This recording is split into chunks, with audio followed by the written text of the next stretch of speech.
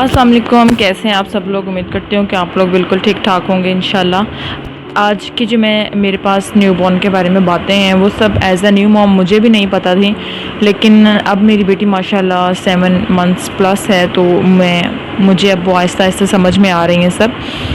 अब तक का जो मेरा एक्सपीरियंस है मैं वो आप लोगों के साथ शेयर करती हूँ। तो चलें वीडियो को स्टार्ट करते हैं। चलें, अब मैं आपको बताती हूँ कि सबसे पहले जब बेबी पैदा होता है तो उस वक्त उसके अक्सर आप लोगों ने भी नोट किया होगा, आप लोगों में से भी किसी के बेबी के साथ ऐसा हुआ होगा कि उसकी जो आंखें होती हैं वो कुछ येलोइश होती हैं और उसका जो वाइट पार्ट है आँख का ये इतना ज़्यादा वाइट नहीं होता। तो उसके लिए उसको ख़त्म करने के लिए हमें क्या करना होता है कि बच्चे को अगर तो सर्दी हैं आप उसको धूप में बिठा सकते हैं, लेकिन साथ साथ आपको उसको विटामिन डी के कुछ ड्रॉप्स वगैरह भी देने होते हैं, डेली का 1 ड्रॉप, क्योंकि न्यू बॉर्न के लिए 1 ड्रॉप बहुत होता है और उसमें उसकी डोज वगैरह जो होती है वो सब लिखा होता है। ठीक है, तो आप अपने डॉक्टर से ये बात कर सकते हैं, आपका डॉक्टर आपको ये चीज़ रिकमेंड करेगा तो ही आपको करना है। एक्सेस डी, ठीक है, इसमें ऊपर लिखा हुआ है कि 1 ड्रॉप जो है उसमें 400 इंटरनेशनल यूनिट जो है वो होता है। ठीक है, 1 ड्रॉप में ये उसकी डोज़ है और बच्चे को 1 दिन का इतना ही चाहिए होता है, 1 ही ड्रॉप देना होता है। हमने इससे ये 1 मंथ उन्होंने कहा था कि आपने देना है और 1 माह मैंने उसको दिया था। इसके पीछे सारा लिखा हुआ है, सप्लीमेंट फैक्ट्स लिखे हुए हैं कि इसमें क्या कुछ उन्होंने डाला है। ठीक है, और 1 ड्रॉप में कितना है, 2 ड्रॉप्स में कितना है, साथ उन्होंने ये सारा लिखा हुआ है कि इसमें किसी किस्म का कोई भी यीस्ट, व्हीट, सोया या किसी किस्म का इसमें आर्टिफिशियल फ्लेवर्स या इसमें कोई कलर्स किसी किस्म का कुछ भी नहीं ऐड किया गया, जिसकी वजह से बिल्कुल ये नेचुरल ही बन जाता है। ठीक है, तो ये हमें बेबी को देना होता है। ये देखें डोज यहाँ पे लिखी हुई है कि 1 ड्रॉप इन्फेंट्स के लिए है और बच्चों के लिए जो है वो 2 ड्रॉप्स पर डे। जो थोड़े बड़े बच्चे होते हैं उनके लिए 2 ड्रॉप्स। ये ना हमारी आइज़ में ब्लूरोबिन जो जमा हो जाता है वो उसको येलोइश कलर दे रहा होता है, तो ये डेफिशिएंसी विटामिन डी की डेफिशिएंसी को दूर करता है। अच्छा जी, नेक्स्ट है हमारे पास बच्चे की आंखें येलो होने के बाद ये होता है कि अक्सर एक आंख में से कुछ उसके जाला जाला सा और गिट और उसमें से पानी बहता रहता है, तो उसका भी यही कहते रहते हैं कि कोई बात नहीं, ठीक हो जाएगा, कुछ दिनों में ठीक हो जाएगा। तो उससे बेहतर है कि आप कोई भी आंखों की जो इरिटेशन दूर करने वाले जो ड्रॉप्स होते हैं उसमें से कोई भी ड्रॉप का रोज़ 1 कतरा जो है आप उसमें डाल दें, उसकी आंख में डाल दें बच्चे की, तो वो बिल्कुल ठीक हो जाती है। तो मुझे डॉक्टर ने ये लिख के दिए थे। मेरी बेटी की जो लेफ़्ट आई थी उसमें से पानी बहता होता था, तो ये मुझे डॉक्टर ने वीक्लोर जो थे ये के दिए थे और ये मैं उसके कुछ दिन ही डाले हैं, 1 वीक ही सिर्फ डाला होगा और उसकी आंख से पानी आना बंद हो गया। नेक्स्ट हमारे पास आ जाता है कि बच्चे का अगर बच्चा सर्दियों में पैदा होता है तो उसके बहुत ज़्यादा नाक बंद रहता है उसका और उसमें इरिटेशन सी होती रहती है, सांस लेने में प्रॉब्लम होती है, ऊपर से हीटर चल रहा होता है रूम में, उसकी वजह से भी कुछ उसको उसका नाक जो है वो उसमें से आवाज़ें आ रही होती हैं।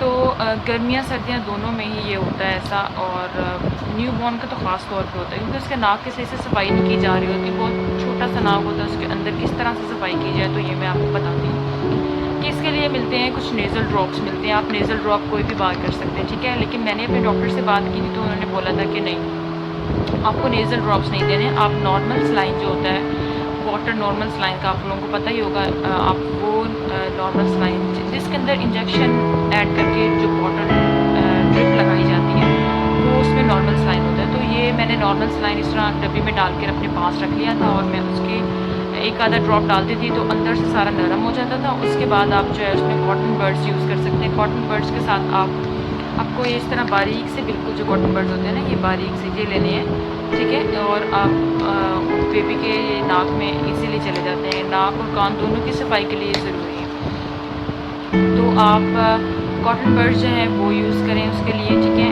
और नॉर्मल सलाइन यूज़ करें।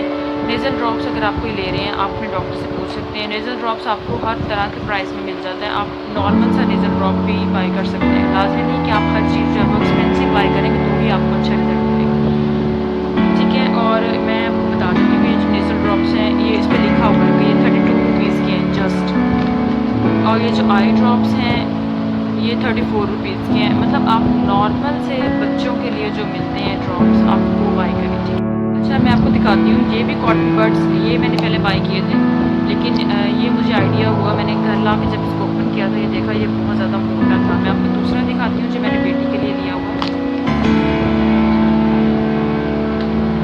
ये देखो, ये इतना ज़्यादा इसको मतलब ये बड़ा थिक सा लगा हुआ है और अच्छे से इसके साथ लगा हुआ है।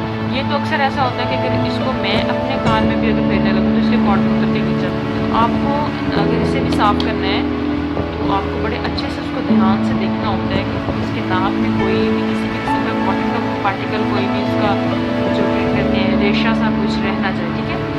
जब हम बात करते हैं कि बच्चे को शुरू में डायपर तो मोस्टली लोग लगाते ही हैं, तो क्या होता है कि बच्चे का डायपर गीला हो जाता है या उसमें बच्चा मतलब स्टूल पास कर देता है और आपको पता नहीं चला, तो उसके रैशेस हो जाते हैं। तो रैशेस के लिए क्या करना होता है कि एक तो आप ऐसा करें कि लाजमी तौर पे जब भी उसका डायपर चेंज करें, उसको गर्म पानी से थोड़ा, बिल्कुल गर्म नहीं, उसको थोड़ा नॉर्मल से जो नीम गर्म पानी जिसे कहते हैं उसके साथ आप उसको अच्छे से वॉश करें, ठीक है। वॉश करने के बाद आप उसको ड्राई करें, वॉश करके वो गीले पे ही आपने डायपर नहीं लगा देना, उसको अच्छे से ड्राई करें और उसके बाद आप उस पर कोई भी क्रीम अप्लाई करें, उसके बाद आप उसको डायपर लगाएं, ठीक है। और डायपर को आपको लाजमी चेक करना होता है, बच्चे की स्किन बहुत ज़्यादा सेंसिटिव होती है, बहुत सॉफ्ट स्किन होती है, तो वो थोड़ी भी देर अगर गीली रह जाती है, डायपर उसका गंदा रह जाता है, तो वो लाजमी तौर पे वहाँ पे रैशेज़ हो सकते हैं। तो आपको रैशेज़ के लिए मैं यूज़ करती हूँ ये सोडो क्रीम, और आपके लिए भी मैं यही कहूँगी कि आप भी लाजमी ये अपने बच्चे के लिए यूज़ करें। तो ये बहुत ही अच्छी क्रीम है, ये मैंने बाई की थी, मेरी बेटी को दिमाग को लगे थे मोशन, तो मोशन लगे और ज़ाहिर है बार बार मोशन कर कर के उसके रैशेज़ हो गए थे, और तब से लेके अब तक ये मैं यूज़ कर रही हूँ। और ये है 60 ग्राम पैक और ये 500 का मिला था, ठीक है। थोड़ा सा आपको एक्सपेंसिव लग रहा है, अभी लग रहा है एक्सपेंसिव, लेकिन ऐसा होता है कि एक ये छोटा सा जार 60 ग्राम का जो जार है ये आपका तकरीबन 5-6 माह इजीली निकाल जाता है। और बच्चे को आपको डेली अप्लाई करना होता है, तो उसके लिए लाजमी है कि आपके पास क्रीम मस्ट हो। आप इससे छोटा पैक मुझे नहीं लगता शायद आता हो, इससे बड़ा आप कोई भी ले सकते हैं। 250 ग्राम 500 ग्राम इतना तक ये जाता है, ठीक है। आप कोशिश करें लाजमी कि बच्चे के डायपर को आप वक्फे वक्फे से देखते रहें कि उसमें अगर उसने थोड़ी सी भी उसने पोटी कर दी है, तो उसमें ये होता है कि बच्चे की वहाँ पे पोटी की वजह से उसके रैशेस बन जाते हैं। तो की तो उसने थोड़ी सी होती है, अक्सर ऐसा होता है हम देख के कह देते हैं कि नहीं कोई बात नहीं, हमें वो थोड़ी देर बाद चेंज करते हैं, लेकिन जब आप ओपन करते हैं तो उसके रैशेस बन चुके होते हैं। तो जब भी बच्चा स्टूल पास करे तो उसमें आप कोई भी डायपर का ये ना सोचें कि डायपर जो है आपको चेंज करना पड़ेगा या क्या, तो आपको डायपर मस्ट चेंज करना है उस वक्त, ठीक है। अगर तो उसका आप रात को एक उसके लाजमी सोने से पहले उसका डायपर चेक करिए, जब बच्चा फुल नींद में हो, उसको नींद आ रही हो, उस वक्त आप उसका नया डायपर लगाएं। नेक्स्ट अब हम बात करेंगे कि बेबी को 3-4 माह तक काफ़ी ज़्यादा गैस रहती है, तो उसकी वजह से क्या होता है कि उसके पेट में दर्द होता है, बच्चा रोता रहता है। तो अक्सर इसमें क्या करते हैं कि हमारे बड़े बूढ़े हमें यही बताते थे कि आप जो है क्राई वाटर यूज़ करें बच्चे के लिए। क्राई वाटर मैंने भी मंगवाया हुआ है, ये देखिए मैंने यूज़ भी करवाया हुआ है उसे, लेकिन मेरी बेटी के साथ हमेशा यही हुआ है कि उसने बर्थ से लेके 7 मंथ तक उसने तकरीबन अब तक वो थोड़ी नॉर्मल से थोड़ी पतली ही पोटी करती आई है, ठीक है। तो उसमें क्या होता है कि मैं जब भी उसको ग्राई वाटर, अगर उसके पेट में दर्द हो गया है तो मैं ग्राई वाटर दे देती हूँ उसे। तो थोड़ा सा ग्राई वाटर देने से क्या होता है कि उसको मोशन लग जाता है। तो मैंने जो मेरी जो इस सारे चीज़ में मैंने जो जज किया है, वो एक्सपीरियंस किया है, वो ये है कि ग्राई वाटर मेरी बेटी के लिए सूटेबल नहीं है, ठीक है। लाजमी नहीं है कि हर बच्चे के लिए सूटेबल हो, अगर आपके बच्चे को भी ये सूट नहीं कर रहा, आपको भी नहीं देना, ठीक है। आप अपने लाजमी अपने डॉक्टर से फिर पूछ लें कि वो क्या कहते हैं।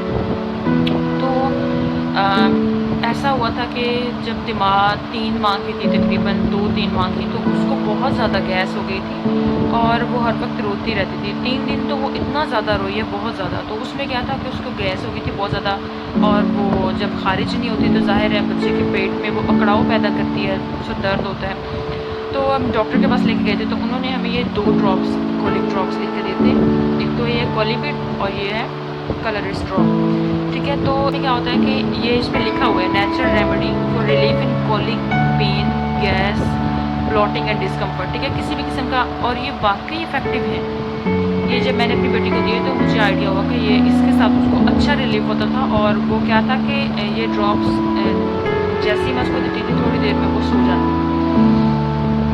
तो ये जो है ये होम्योपैथी के जो ड्रॉप्स हैं, कलरलेस ड्रॉप्स, ये थोड़े से एक्सपेंसिव हैं, 215 के हैं, लेकिन ये अभी भी बहुत सारे पड़े हैं, मुझे इतना ज़्यादा देने नहीं पड़े, क्योंकि जब मैंने उसको कुछ दिन दिया तो उसका गैस का इशू जो था वो बिल्कुल ख़त्म हो गया और मुझे दोबारा देने ही नहीं पड़े, अल्हम्दुलिल्लाह अल्हम्दुलिल्लाह। और जो ये कॉलीविट ड्रॉप्स हैं ये मतलब नॉर्मल रेंज में हैं, ये तकरीबन आपको मिल जाते हैं 60 रुपीज़ में, आई थिंक, हाँ। तो ये इतने तक आपको मिल जाते हैं कॉलीविट ड्रॉप्स। आप ये इनमें से कोई एक भी बाय कर सकते हैं, लेकिन मुझे डॉक्टर ने ये दोनों ही रिकमेंड किए थे, मैंने अपनी बेटी को ये दोनों ही पिलाए हैं। डेली आपको इसमें से बेबी को जब भी फीडर पिलाना है उससे पहले एक ड्रॉप जो है उसका दे देना है, ठीक है। नेक्स्ट हमारे पास आ जाते हैं जी ये पैनाडोल ड्रॉप्स। पैनाडोल ड्रॉप्स बच्चे के फीवर के लिए, किसी भी किस्म के पेन के लिए, पेन रिलीफ के लिए बहुत अच्छे हैं। तो अगर बच्चे को गैस वाला इशू है तो उसमें भी आप थोड़ा सा उसको पैनाडोल ड्रॉप्स दे सकते हैं। ये 2 मंथ से स्टार्ट होते हैं, उससे पहले आप मेरे ख्याल से नहीं दे सकते। इसमें भी ये लिखा हुआ है, मैंने भी अपनी बेबी के लिए 2 मंथ्स के बाद ये स्टार्ट किए थे। तो इसमें क्या होता है कि 2 मंथ्स का अगर बेबी है तो आप इसके साथ ये ड्रॉपर लगा हुआ है, जो आप मैंने इसका कैप उतार के साथ इसका ड्रॉपर लगा दिया। तो ये ड्रॉपर जो है आपको ये हाफ देना होता है बेबी को, ठीक है। अब माशाल्लाह दिमाग 7 मंथ्स की है, तो अब अगर उसको कोई प्रॉब्लम होता है तो मैं उसको ये फुल ड्रॉपर देती हूँ, ठीक है। तो ये भी बहुत ज़रूरी है बच्चे के लिए। अगर आप किसी लंबे सफ़र पे गए हैं, बच्चा बहुत थक गया है, आपको फील हो रहा है कि बच्चा थका हुआ है, तो आप उसका मसाज कर दें हल्का, या फिर उसको आप ये पैनाडोल ड्रॉप्स दे सकते हैं, ठीक है। आप उसको हाफ ड्रॉपर या फुल ड्रॉप जिस तरह भी आपको डोज बनती है बच्चे की एज के हिसाब से, उस तरह से आप ये उसको ये पैनाडोल ड्रॉप्स दे सकते हैं। आज की वीडियो यही ख़त्म होती है। अगर मेरा कोई पॉइंट गलत था या मैंने कोई पॉइंट मिस किया है जो कि बच्चे की सेहत के हवाले से कोई भी पॉइंट ऐसा, तो आप मुझे लाजमी बताएं, कमेंट्स में बताएं, या मेरा जो पॉइंट गलत है उसको क्लियर करें, ठीक है। और इंशाल्लाह नेक्स्ट वीडियो में मुलाकात होगी, तब तक के लिए अल्लाह हाफ़िज़, दुआ में याद रखिएगा, सब्सक्राइब लाजमी करें।